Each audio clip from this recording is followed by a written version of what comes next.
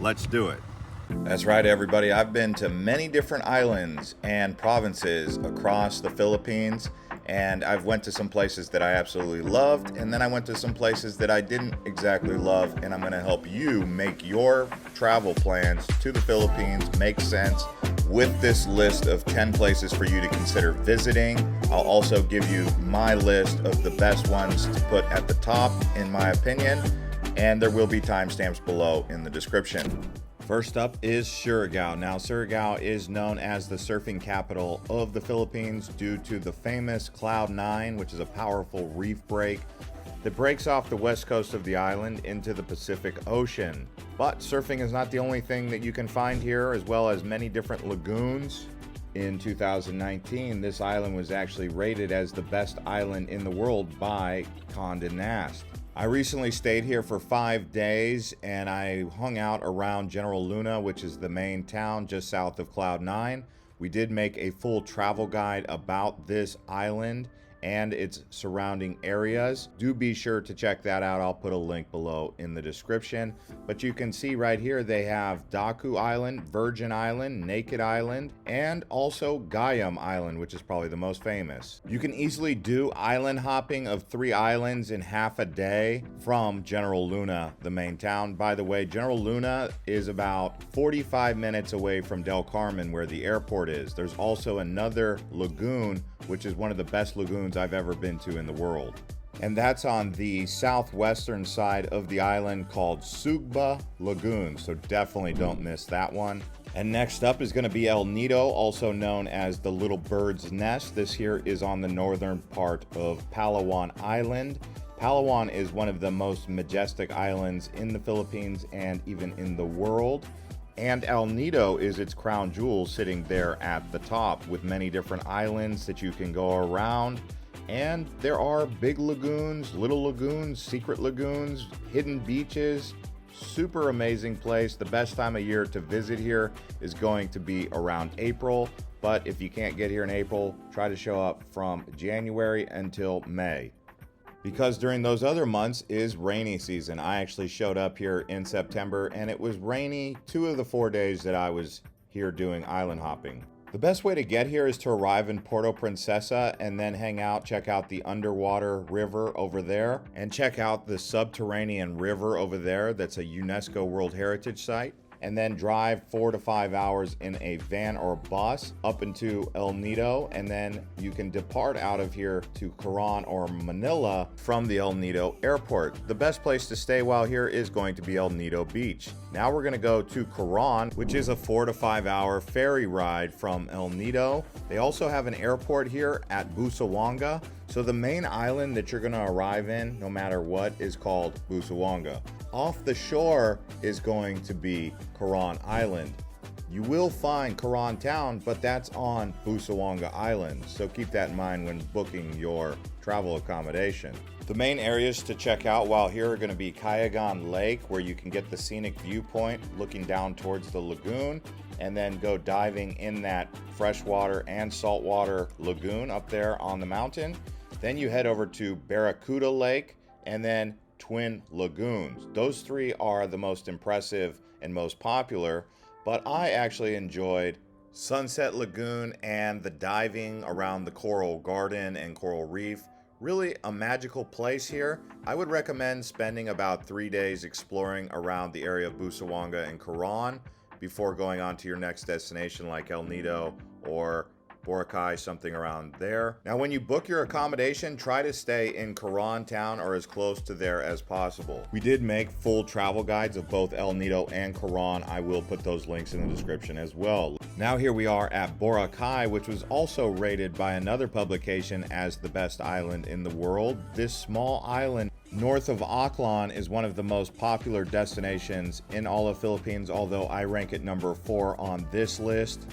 They have the most tourist infrastructure, but they also have the most crowds on this beautiful white beach. There's several areas you can go around here and explore, including Puka Beach, which is a shell beach, as well as the main beach here. If you're looking for party and excitement, you're going to be able to find that here by night, and then in the daytime you can find beach activities, diving, all that stuff also. But if you're not the type of person looking to do rock and roll, bar hopping, all that, you could probably skip Boracay because it is quite intense. There's many other islands that offer a beach vibe.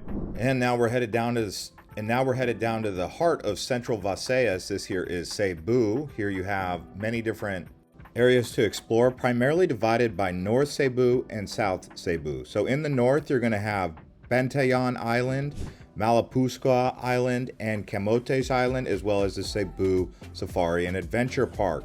So better beaches and more islands off the coast of Cebu in the north. Then if you go south, you have places like Oslab. You also have a beautiful island down there called Sumalin Island, and you have whale shark watching. My favorite thing to do on Cebu is waterfall chasing. So I like to see all the different waterfalls because there are many, and do some canyoneering. Most of the canyon ravines to do that are going to be on the west side of the island by Ball. And that's actually a great place to go as well because they have the sardines run over there. So if you get a chance, head over to Ball. That's a tough one to say, I know, but hey, that's a good place to go. There's two ways to arrive into Cebu. It's usually going to be by airplane into Cebu City, which is on Mactan Island, is where the airport is, nearby Lapu-Lapu. You can also arrive by ferry into Cebu. Next up, we're looking at Bohol. Now, Bohol is basically one big island, which is known as the island of Bohol, and then to the south is Panglao. There's 75 total islands around Bohol. To explore, some of the main attractions include the Lobak River, which is a really nice river cruise with a dinner buffet or a lunch buffet. Also going out to the Chocolate Hills, and then checking out the man-made forest. When you're in the south, down by Panglao, you can check out caves, go around to the beaches like Alona Beach or Dumaluan. They also have some cliff jumping, and then it's a diver's paradise going out island hopping to places like Balikasog Island. Riding ATVs is popular. Also going to check out the Tarsiers. This is the world's smallest primate, or at least one of them, and it's unique to Bohol. I was visiting during rainy season, so when I went up to the Chocolate Hills to get a view, as you can see, it was more like the Green Hills, not exactly chocolate. But hey, still amazing views of these unique looking hills that just kind of roll across the countryside. Next up, we're headed to Siquijor, which is known as the Magical Arts Island. For those of you who want to look more into that, you can take a look. But they say it's an enchanted island. I did a full island tour. I rented a car, went around the whole island in one day. I would recommend 2 days here. The only way that I know to arrive is going to be by ferry. They have two different ports, so if you're looking to get out here, you're either going to come from Negros Island and Dumaguete or from Bohol. Some of the best activities include going to Palawan Beach, also checking out the old tree called the Bolete tree. This is a really cool place to go. They have fish that are really big, eating at your dead skin on the feet. And then they also have waterfalls here. So lots to do on Siquijor, really a magical place. The main municipalities that you'll want to look at are going to be the town called Siquijor. Then there's also San Juan, which is probably the most laid back, chill with the hipsters.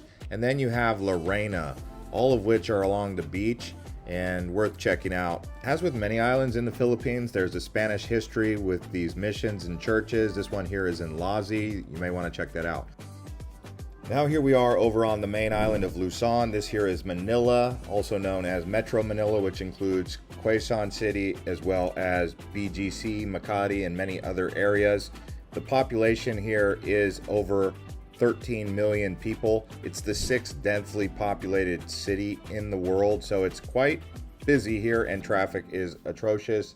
But there's a lot of benefits to hanging out in Manila, and it is the main hub. When you arrive into Philippines, you're either going to arrive into Cebu City or Manila. But there's things you can see and do around here, like going to Intramuros and walking along the seaside, the waterfront, hanging out in BGC and Makati. So do take some time, maybe 24 to 48 hours to explore Manila. Some of the largest malls in all of Asia are here, including SM Mall of Asia, and you just saw the Venice Canals Mall. That's a small one, but still many different big malls, and I really enjoyed hanging out at the seaside, eating some food. The food down here is going to include things like sisig or lechon. You're also going to find some lumpia Shanghai and pancit. So Manila is a great place to try Filipino food. Also, while on Luzon, you can head up to Baguio or Vigan, which is in the northern part. There's also Batanes. And then you have Taal Volcano, which is actually an active volcano in the middle of the lake. Sometimes when you're in Philippines, you'll hear there's smog, or fog as they call it, which is volcanic smog, and that's from Taal Volcano. Now from the north in Luzon, we're headed to the southernmost island of Mindanao. This here is Davao City. We highlight the city, but really the area around Mindanao here, you're going to have places like Mount Apo. This here is the tallest volcano or mountain in all of the Philippines. Some people like to hike up there if you're really looking for a challenge, but I just hung out around the coffee country and found it to be quite nice. They also have hot springs up here. Then they have Samal Island, known as the Garden Paradise. That's really close to Davao City. You can get a little villa right there on the beach here. Really beautiful island, oh my gosh. And yeah, the western part of Mindanao is actually off limits. There is a travel advisory, so I wouldn't go that far west. But if you go to the north, you're going to have Siargao del Sur and Siargao Norte. And that's actually different than the island. That's attached to Mindanao. Davao City is actually the second largest metro area in the Philippines, even larger than Cebu City. So it is worth getting down here to Mindanao to check it out. Now we're going to head up to Pampanga. This is actually where Angeles City is. I considered Angeles City or the area around Clark, the old Air Force Base, to be the nicest part of all of the Philippines, the most modern. They have a lot of infrastructure here because of the U.S. military that was set up. And it's also just a very nice atmosphere and environment because it's so lush and beautiful right here. Not as many palm trees, but lots of native vegetation. Now there is a big mountain here called Mount Pinatubo, and it did erupt back in the early 90s, so keep that in mind when you're visiting here. But now let's talk about the Philippines in general, or Luzon, a little bit more. We talked about Vigan, we talked about Baguio and the rice paddies up there. There's also the Thousand Islands area, and then you have the far north, so definitely do some more exploring around Luzon, Olongapo. One more thing I want to say about the Philippines, it's really divided into three areas. In the north you have Luzon, in the center you have the islands of Visayas, and then in the south you have Mindanao and their islands. So that's how the Philippines is set up, and you'll hear it commonly addressed that way. There's many different languages here, including a whole nother language aside from Tagalog called Visaya. And on that note, that's going to conclude this episode of Island Hopper TV from the Philippines. If you enjoyed this one, please consider watching our full Siargao travel guide as well as our Coron Island travel guide next by clicking one of these end screens.